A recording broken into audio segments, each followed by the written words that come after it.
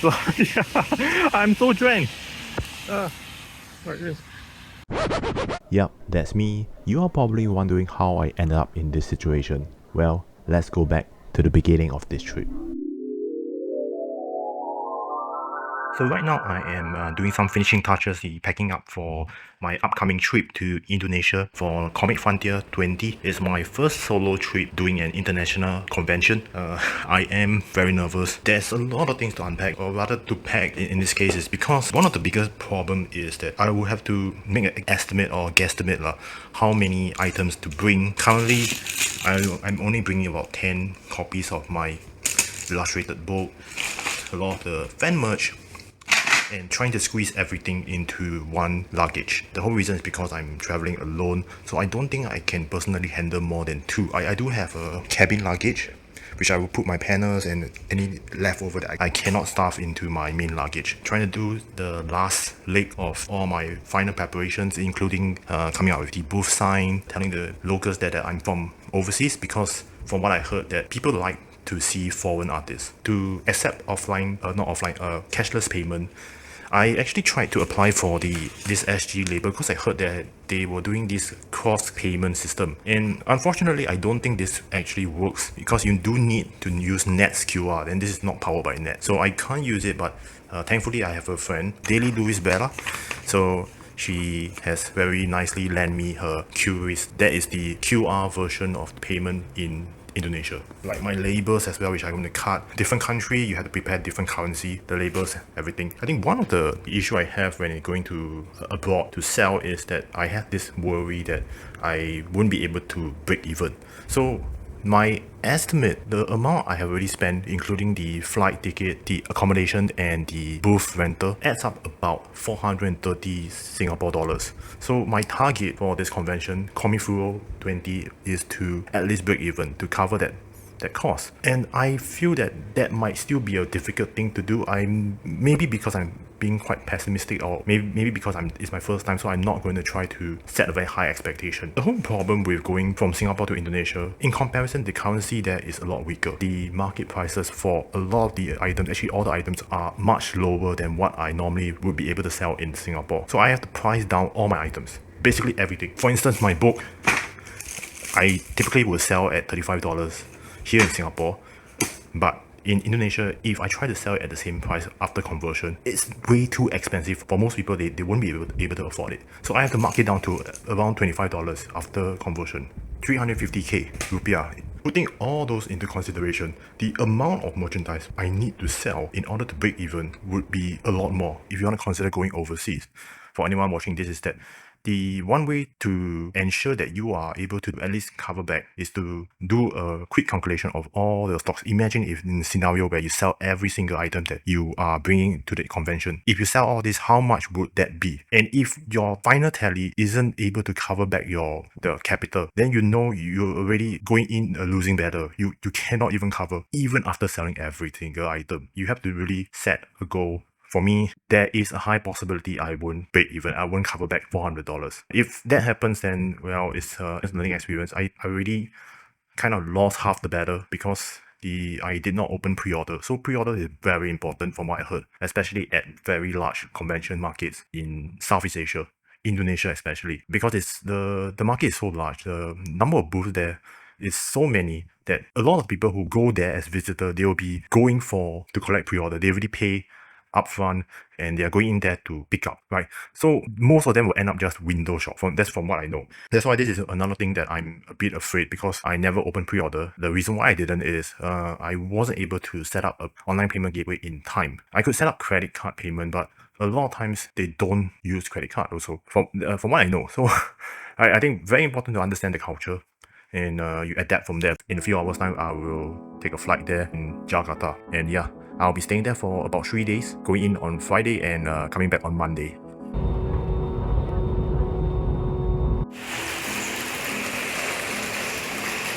So immediately upon arrival at Jakarta, I went straight to my place of accommodation, which was the Ventura Regan Town Gold BSD.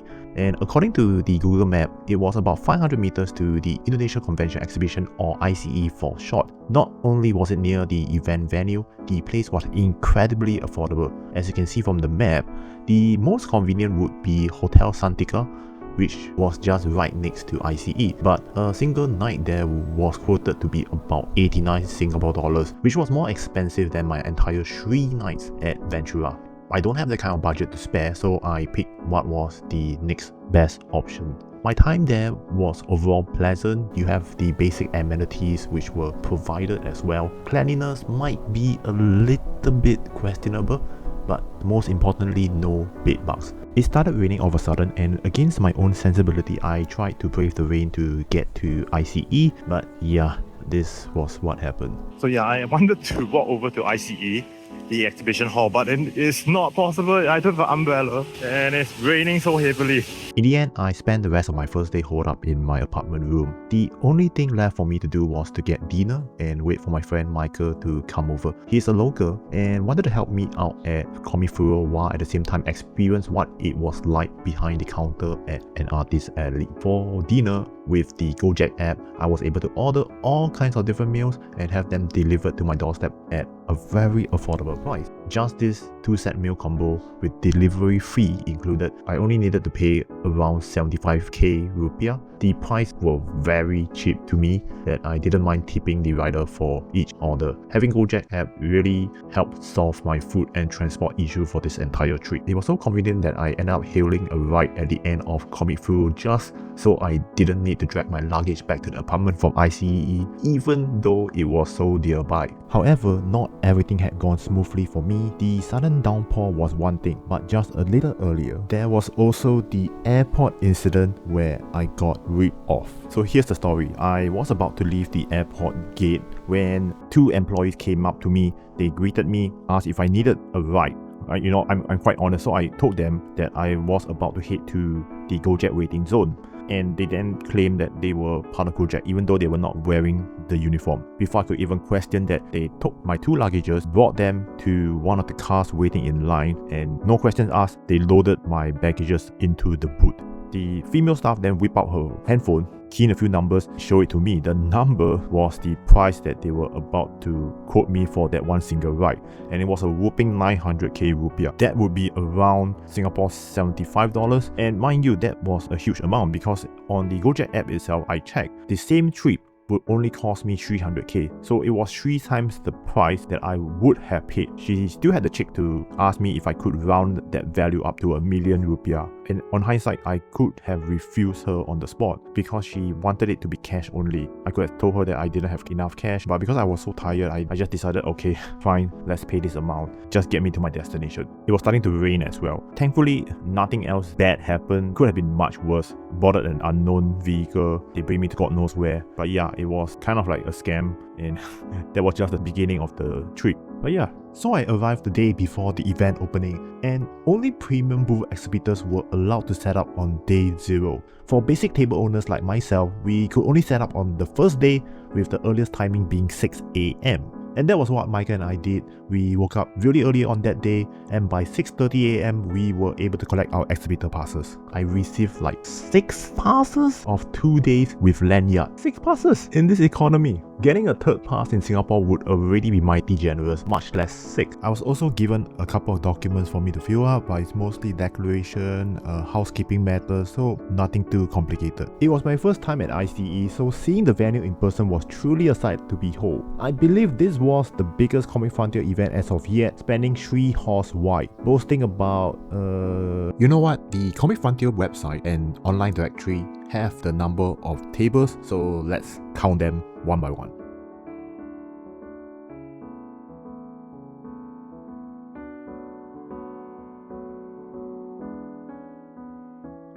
Okay, that was almost 1,400 artist tables in total. I cannot imagine how much time the team actually took to put together this website because this directory is so robust. It's filled with information. Like here, I can click into it. It shows my uploaded catalog and it applies to all the 1,000 over tables. Each and every one of them has their own uploaded catalog. If you want to know more about these artists. Their social media links are all available. Huge appreciation for the team that put this website together. It also has a floor plan, so you can find different tables based on their location. As you can see, this is my table. It will show you what my fandoms are, the type of merchandise I carry, and you can also toggle between the 2 days because different days might have different artists occupying the same table. For Comic Frontier, they allow artists to book one day instead of both days. If you are curious, you can check this website out yourself. Very interactive. It's a good job. So back to the physical venue itself, my table was located at the far end of the event. So it's a Q08 and the table is quite narrow, but it's long, it's 1.8. So this is considered two space, right? One space will be half, and you have 4 seats. So it's near the food area, and the entrance is actually all the way to the other end. So unfortunately, I'm unable to walk around. I just came back from the toilet, so I'm going back to my booth to do some final touch-up. But look at all the good, gorgeous booths. And it's still a war zone in this case, even though it's 15 minutes away before the opening. Yeah, everyone's all scrambling to make their finishing touches.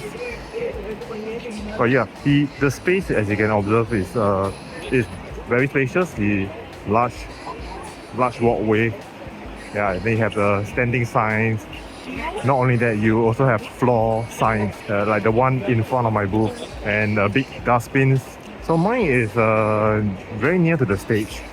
So the booth at Q08 is a corner booth as well. It's very fortunate. I think it's a good table spot. And then my friend here, Shifty, over right opposite, and Michael helping out. So yeah, so I will turn on the light soon. But this is how my setup looks like. Put up the booth number as well, and then I indicate that I'm from Singapore. I actually printed the price tag, so it's like a cheap list for easier reference, because in case I forget the pricing, the bag is like this. It's very spacious. The only thing is that, like I mentioned, the table is quite narrow, but you can put a lot of things at the bottom. Right? All my luggage can easily fit right below, and then there's all my stocks as well. It's all set up, ready for Comifuro. Here Yuna, she brought me stuff, brought me snacks. So thank you. And then onigiri for Michael. So yeah, the flash coffee. Yeah. So it's about to start. 9:30 they will open. It's very early compared to Singapore, timing. 9:30 is usually in Singapore where we start to set up. But it's now going to open soon. And yeah, you see how it goes. The space is so big, right? Then the food corner for the safety and regulation. So all in multiple pages for every booth. Yeah, so it's amazing. So this is with the lights up. Yeah, the doors have just opened, and the crowd is slowly streaming in. So I think the event will end at around 7 or somewhere around there, I'm not very sure. But it's going to be a very long day, and then there's tomorrow as well. All the best for Comifuro 20.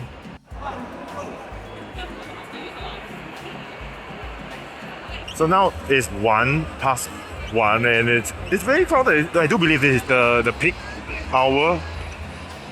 But yeah, it has been going quite well. It's like the Indonesian elementary book, the education of like school book lah, cute lah. Yeah. A lot of people when they see this,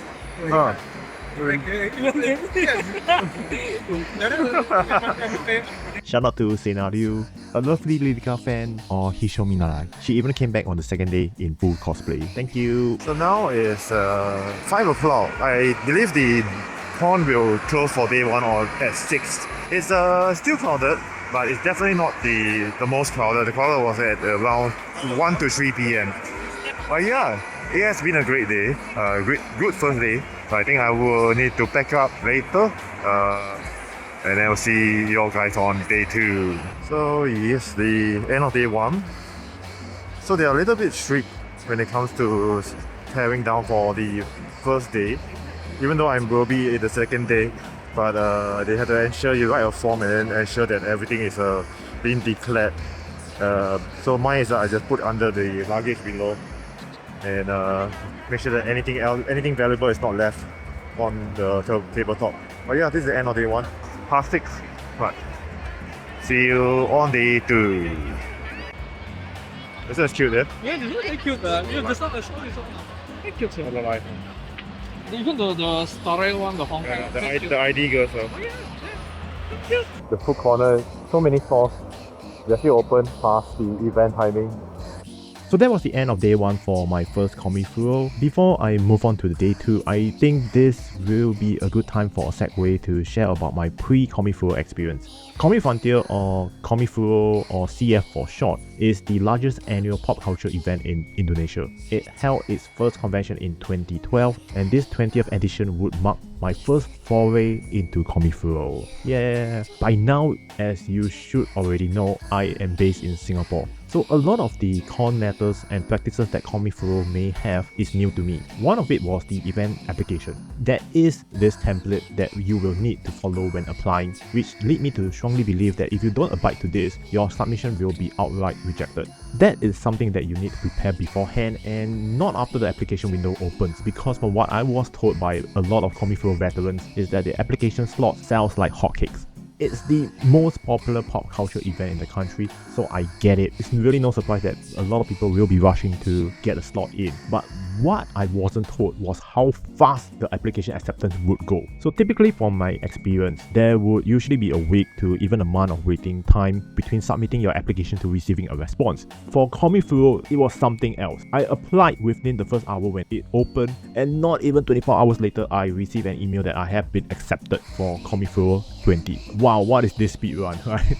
Not that I was complaining, but this was really the fastest event acceptance that I have ever received. Because I got in so quickly, I had a comfortable 4 months period to start preparing for this event, which includes booking for my flight, accommodation, and everything else. Then leading up to this event, the Comifuro team would continue to push updates out, with the most helpful being this 2-hour-long technical meeting live stream. So this one really takes the cake. It was the most comprehensive event briefing that I have ever experienced in my years of artist tabling. Look, they even touched on the topic of health concerns and safety. That is how in-depth that meeting got. And that was on top of the well-executed website, the interactive map. I'm really impressed. Now, onto the event itself. Kris, however you want to call it, is the most common mode of payment in Jakarta. I strongly recommend that you have this available because at least around 80% of my transactions were done using Kris alone. If you rely on cash payment, you will be missing out on a lot of sales opportunities because from what I had observed myself, many of them don't carry physical cash. And it makes sense since Indonesia rupiah run in very high denomination sequence, it can get very messy when trying to break down into smaller change. The biggest hurdle, however, is to try to procure a Kris of your own since you will need an Indonesian bank account. While I wasn't able to get mine in time, fortunately my friend Daily Luis Bella lent me one of her unused accounts, which ended up being the biggest save for me during this Comifuro. If you're watching this, Angel, note that I owe you a meal now. Come claim that meal ticket from me the next time we meet. Like with all cashless payment, internet Wi-Fi is required. I see venue being this large and closed area. Even before opening, the Wi-Fi connection ended up being quite patchy. Not just for me, but for Michael and my neighbors as well. It is not something within my control, and it's also not a problem that is unique to Indonesia because it happens often in Singapore. There were multiple occasions when the customer was trying to pay using Kris, was unable to connect to their bank account, but everyone was super patient and understanding. And some of them would even wait on the site for 5 to even 10 minutes long to complete their transaction. Because my booth was located near one of the exits, I would sometimes suggest that they try moving closer to that exit to get a better reception and come back to show me their proof of receipt. Thankfully, everything did work out and I had not missed a sale due to poor internet connectivity. There is also the touchy subject of safety. Before coming to Jakarta, I have been told multiple times to watch out for pickpockets and shoplifters. Maybe because it is me being so used to the low crimes in Singapore, I am not naturally hyper vigilant and tend to take these things for granted. To the point that I have been told by Michael on multiple occasions to watch out for my stuff. Even when I was closing for the day, he told me to stash away my lights and wiring too, unless someone steals them. I thought he was overreacting to this, but I decided to not take the risk and packed them up anyway. For Indonesians watching this, comment below and tell me if this is something of a valid precaution or not. But in Michael's defense though, day one had a pickpocketing case that ended up trending on Twitter. Unfortunately for that thief, his actions were thwarted by the weakest Yofi cosplayer who performed a physical takedown of the bad actor in front of a premium booth. He really made Yofi proud. His stunning example served as a reminder for everyone to be extra careful with your belongings. The way Comifuro grouped their tables here is based on the artist-nominated fandom, which is quite reminiscent to Japan's Comic Cat. I will point this out later again on day 2, and in my case, the arrangement was very beneficial to someone like me with very limited social media reach. Fans of the same series would be able to find me organically, which was Hololive in my case. At the same time, my non-Hololive merch didn't fare badly too, so it all works out in the end for me. As for my sales breakdown, I will save it towards the end of day 2, so stay tuned and enjoy the rest of the video. By the way, I also have a short vlog of my previous Jakarta trip where I got to sample quite a handful of local kueh, as well as meet my Hololive ID Oshi, Anya Melfisa. Do check it out if you are interested. Back then and now, I am still nervous when trying to cross the roads because there are just no pedestrian crossings. Singapore skill issue.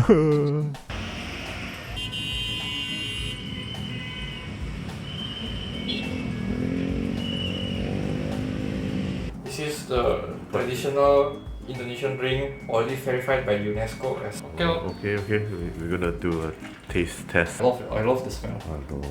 Oh, okay, so it's very interesting taste. Yeah, it's actually quite nice. Yeah, it's a very herbal, it's not strong, the taste is not that strong. It's still warm. It's served warm. Yeah.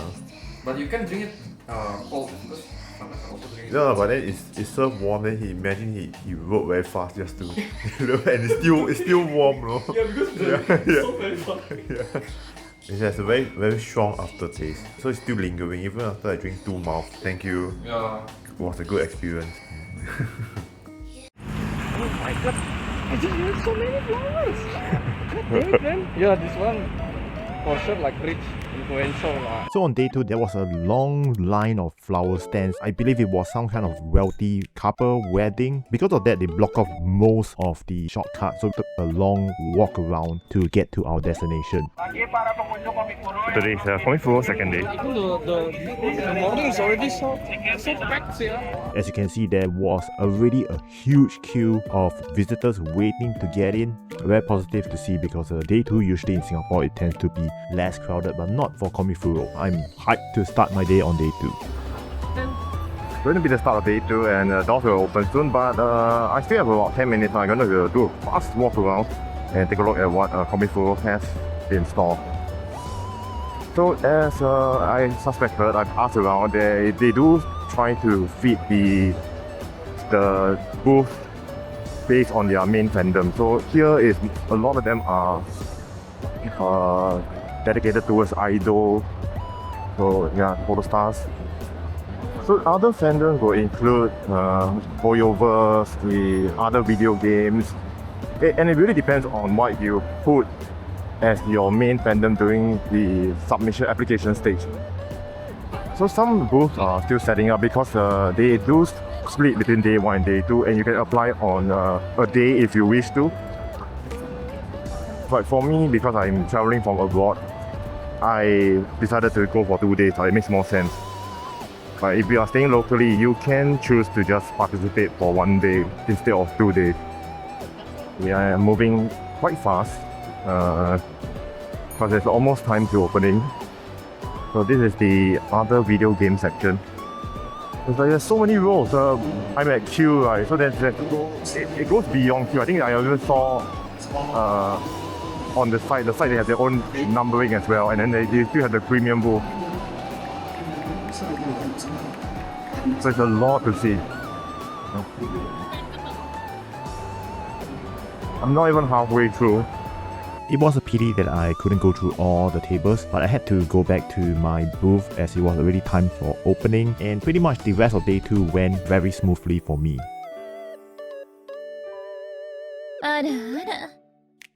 So now it's day 2 Sunday, it's 1:30.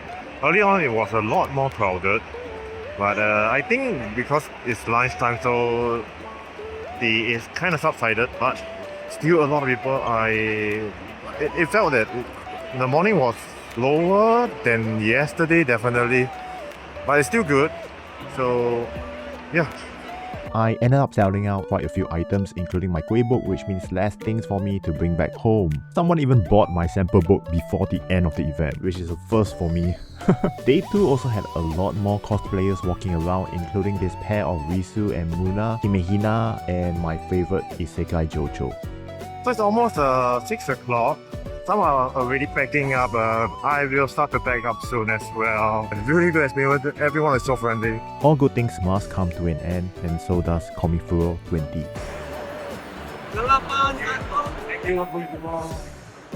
So there's the next one, 21, and then the after party. No, I don't know. I don't even know when the after party is. Yeah, that's all. Thank you so much. Indonesia, Comifuro, yeah. Bye bye. Thank you for following me through my first time at Comifuro as well as my first solo international booth experience. So during the mid section of this vlog, I have already touched on multiple aspects of this event, and now it's time for my personal sales breakdown for Comifuro 20. For day 1, I had about 77 transactions, totaling to 6,920,000 Indonesian rupiah, or around 548 Singapore dollars. Day 2 wasn't too far off with 59 transactions that amounted to 5,950,000 or $471. Combining both days net me a total of $1,019 in sales. My expenses came up to about $590, which is inclusive of that scam ride of $75. What isn't accounted for is the cost of merchandise that was sold. I do not know the exact numbers, but if I were to make an estimate, that might be about $300. With that factored in, my final profit would be closer to $129, which doesn't sound like a lot of money, but with all things considered, I started off expecting to make a loss, but ultimately was still able to take home some profit. And for that, I will chalk it up as a win in my books. Yay! Putting sales aside, I really had a wonderful time at Comifuro 20. The experience I had, the people I met during my time at the event was very positive. Funny enough, even though I put up the sign to indicate I am a Singaporean, maybe because our flag was very similar to that of Indonesia, same color and all, a lot of people missed that out and spoke to me in Bahasa Indonesia, assuming I was a local. Somehow that resulted in me not feeling out of place and welcome to be there. And last but not least, a big thank you to my friend Michael, who was there to help me on both days at the event. Despite it being his first time at an artist alley, he was a great help at my booth. He is an awesome illustrator himself, and I hope this experience at Comifuro will encourage him to try out an event as an artist next time. Comifuro 20 did not disappoint me. In fact, it exceeded my expectations in every way possible. There is another Comifuro happening closer to the end of the year, but I wouldn't be participating because the months of November and December are already looking very packed for me. Nonetheless, I do hope to return to another Comifuro sometime in the near future. Until then, I will sign off with this. Makasih banyak, sampai ketemu lagi. Dah, see you.